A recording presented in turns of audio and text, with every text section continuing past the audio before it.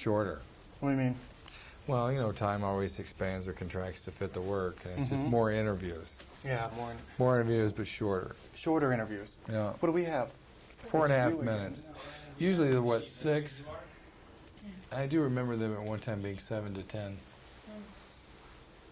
Okay. We have Been doing it speed. for a while. Well, we're rolling. All right.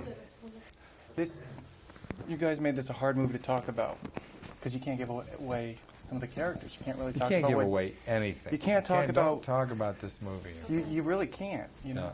We're Yeah, going. we can go. Okay, No. great. Well, we'll just keep talking. Well, let's start off with something easy about how did this movie come about for you? I read this script. I was sent this script. I thought it had me on the edge of my seat, you know, and I thought it was really well-drawn characters, and there's a lot of action, and it's a thriller, but it's character-driven. I wanted to do it. You know, Jeb Stewart wrote it, and it's the first time he's directing. Jeb Stewart, you know, people know him, and they don't know that they know him. He wrote The Fugitive. He wrote Die Hard. Absolutely.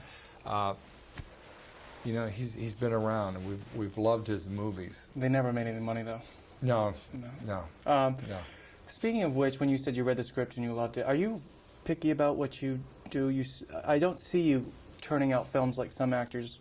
You seem to take your time more. Well, I'm choosy about what I do. Yeah, probably. You know, it doesn't mean I choose rightly all the time, but yeah, I pick things for my own taste. You know. Well, let's get into your character a little bit. We can talk about your character, and I think it's about the only one we can talk about. He's got a motive there, being on the FBI. Do you want to just tell me about your character a little bit? Well, I play an FBI special agent who has been on the trailing this serial killer, trying to find him for the past couple of years, and this guy turns the tables on me. He comes into my home and kidnaps my son, and it makes for a very good drama. And now, you know, he's a very tightly wrapped, controlled person who is now having to battle these very powerful emotions and overcome them, you know, to not cloud his mind to find this guy. He seems This guy is playing me like, you know, a cat with a mouse. because, you know, when they set that up, most people do put two and two together. I don't. I didn't realize what was going to happen, you know, that the son was great. yours Yeah. in the film. And you just explained something that makes more sense about the movie. So your character was supposed to be not emotionally unraveling. Yeah.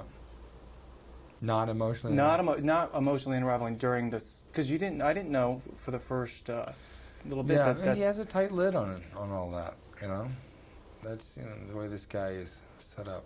Did you see the movie yet? I'm seeing it tomorrow. Is it the premiere? Okay, But so you didn't see No, it. I'm seeing cast and Okay. crew screening. So then we won't talk about that. How much time we have left? Got a minute and a half. Okay.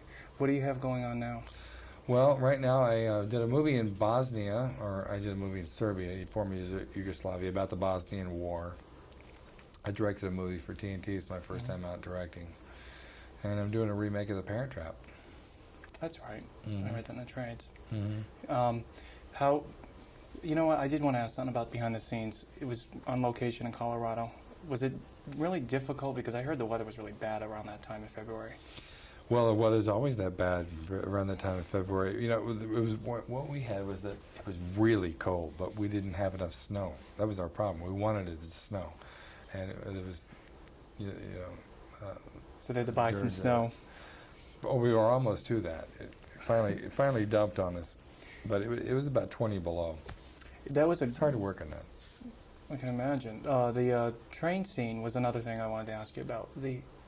I was watching that, realizing I'm sure you weren't doing your own stunt hanging off the cliff like Yeah, that. You were? I'm hanging. Yeah, it's me hanging out. Really? Was that scary?